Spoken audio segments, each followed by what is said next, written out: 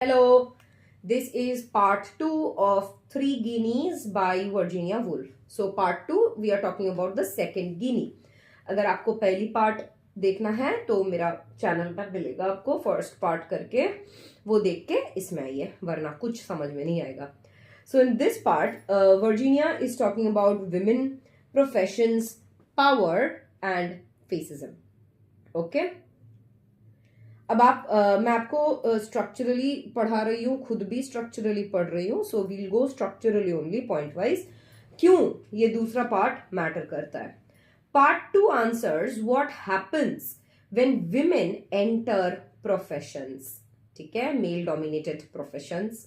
Wolf पहला part में education को लेकर बात कर रही है, राइट. सेकेंड पार्ट में she is talking about public life. This section connects professional hierarchy, uniforms, honor and fascism. It is the most politically sharp section of the entire book, which is the Three Guineas. Three Guineas by Virginia Woolf. Okay. Part 1. Entry into professions कभी भी neutral नहीं होता है. Entry into professions is not neutral. How? Woolf agrees to give her second guinea to help women enter professions. If you want to know why she gives her first guinea, where she gives her first guinea, go to that video and then come here. So Woolf agrees to give her second guinea to help women enter professions, but only on the condition that they do not use those professions to gain power in the same way men have. ছেলেরা যেমনি নিজের প্রফেশনকে use করে অথরিটির জন্য, because that is what male education teaches, authority, competition and a lobe for war, be it whatever position you are in. ও বলছে যে মেয়েদের পড়াশোনা যেন সেটা না করে. তো সেকেন্ড পার্টে ও বলছে যে আমি টাকা পয়সা দিচ্ছি যাতে মেয়েরা চাকরি করতে পারে, প্রফেশনে আসতে পারে, প্রফেশনালি অ্যাক্টিভ হতে পারে, but they should not use their profession to gain power in the same way men have. From the opening of the second guinea discussion, okay? So this shows Woolf is not asking for equality within patriarchy, but transformation চায়. কারণ patriarchal system-এ ছেলেরা কাজ করে to gain power. এবং সেই সিস্টেমে যদি একটা মেয়েও ঢোকে, she will be also asking for power. So where is the change? When does this end?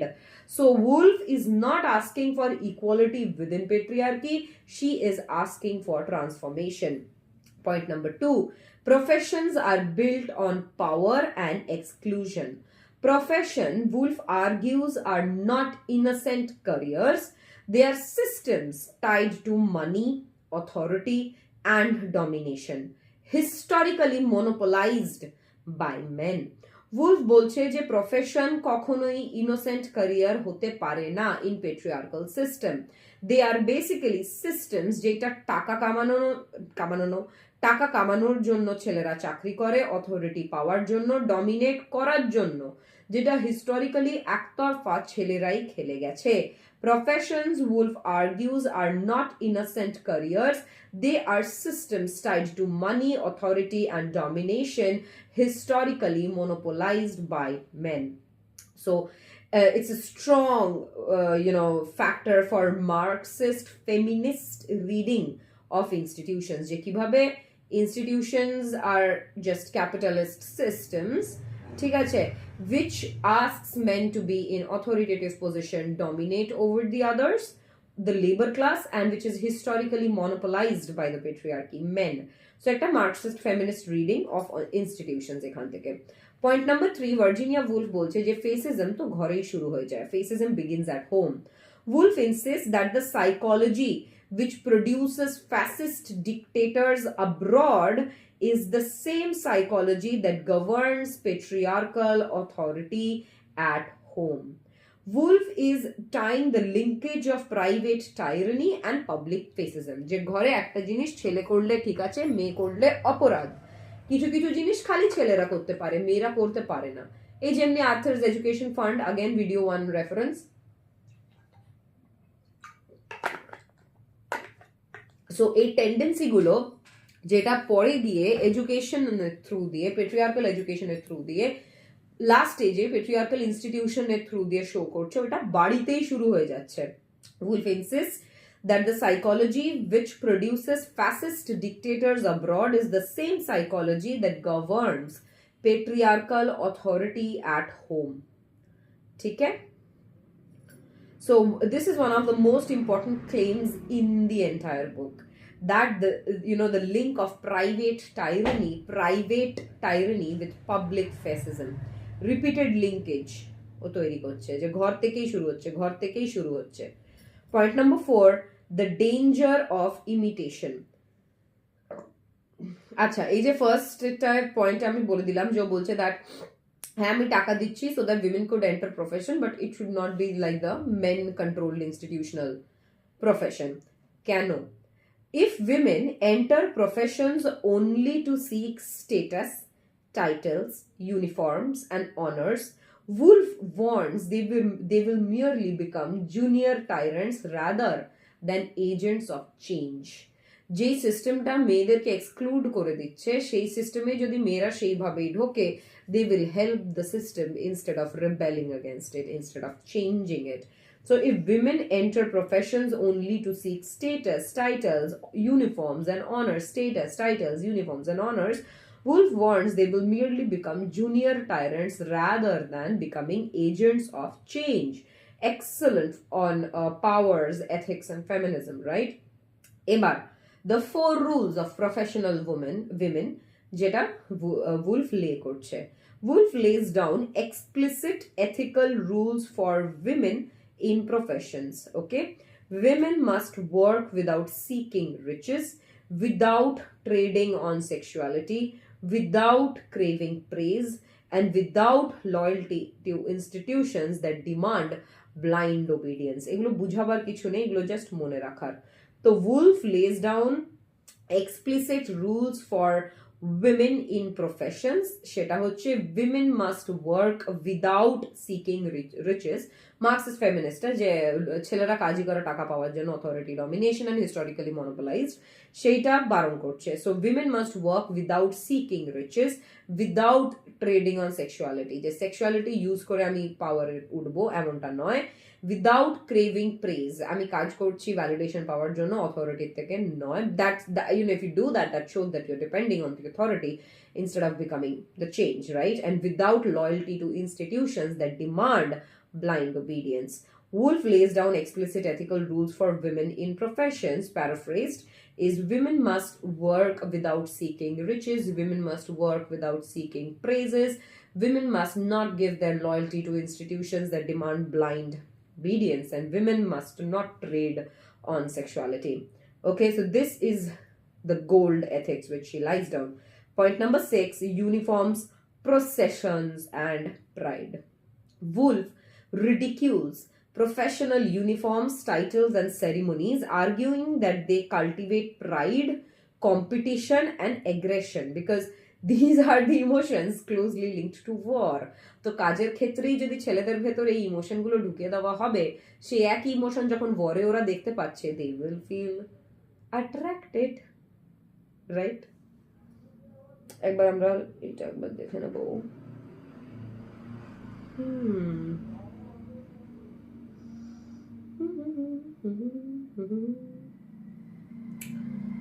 Okay, so আমি আবার চশমাকে ধোঁয়াশা করে দিয়েছি guys. Problem of people with glasses. ভেতর দিকটা বুঝতে হবে। ওকে, সো Woolf বলছে যে Woolf প্রথমত তো মক করছে প্রফেশনাল ইউনিফর্ম, টাইটেল, সেরিমনিজ। ও বলছে এইগুলো করতে থাকলে যে অ্যাসিস্ট্যান্ট ম্যানেজার, সে তার ওপরের ম্যানেজারকে হিংসা করবে, কম্পিটিশনে যাবে, আগ্রেশন শো করবে। These are the very emotions closely linked to war. Hence, now we know the root of war, right? Cultivate pride, অহংকার তৈরি করবে। Pride, competition and aggression, emotions closely linked to war. Woolf ridicules professional uniforms, titles and ceremonies, arguing that they cultivate pride, competition and aggression, emotions closely linked to war. Okay, Analysis of dress ceremonies and processions shows Woolf's use of satire and visual symbolism. Again, very modernist technique.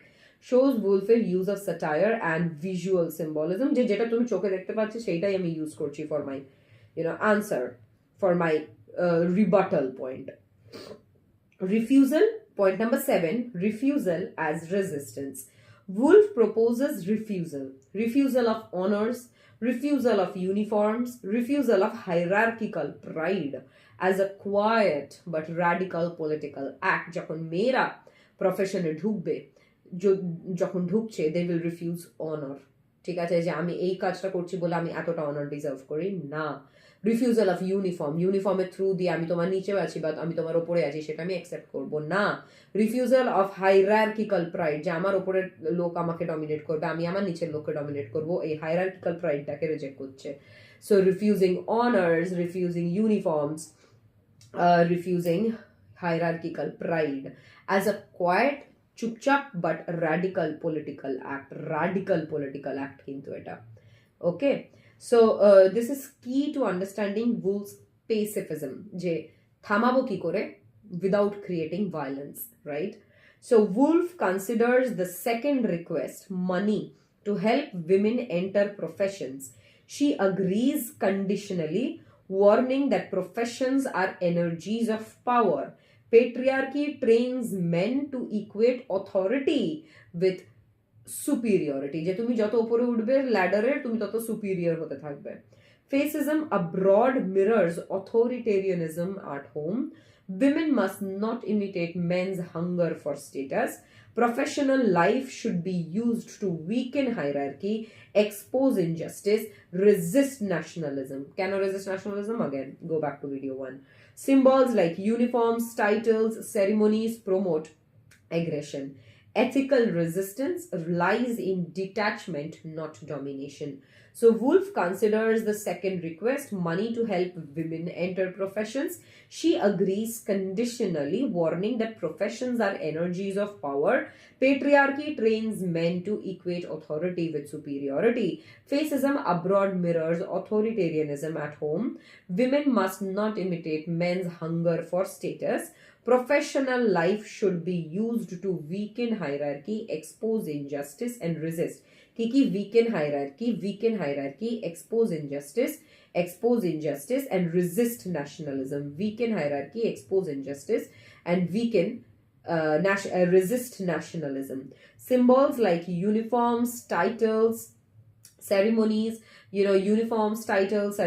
promote aggression. Ethical resistance lies in detachment, not domination. Ethical resistance lies in detachment, not domination. Ethical resistance lies in detachment, not domination. So in part 2 of 3 Guineas, Woolf warns that women entering professions risk reproducing the very structures that lead to war. By linking professional hierarchy, uniform, and honor, to fascist psychology, তুমি যত higher উঠছো তোমার তত superiority আছে, তোমার যত better uniform তোমার তত authority আছে। She argues that true resistance lies not in equality of power but in ethical refusal of taking power or domination, which is very strong point. Right, so in part 2 of 3 Guineas, Woolf warns that women entering professions risk reproducing the very structures that lead to war by linking professional hierarchy, uniforms, and authority and honor, basically, hierarchy, uniform, by linking professional hierarchy, uniform, আমি আবার third পয়েন্টটা ভুলে গেছি, and honor, by linking professional hierarchy, uniform, and by linking professional hierarchy, uniforms, and honor to fascist psychology. She argues that the true resistance lies not in equality of power but in ethical refusal of domination. So with this we have come to the end of part 2. Meet you all in part 3.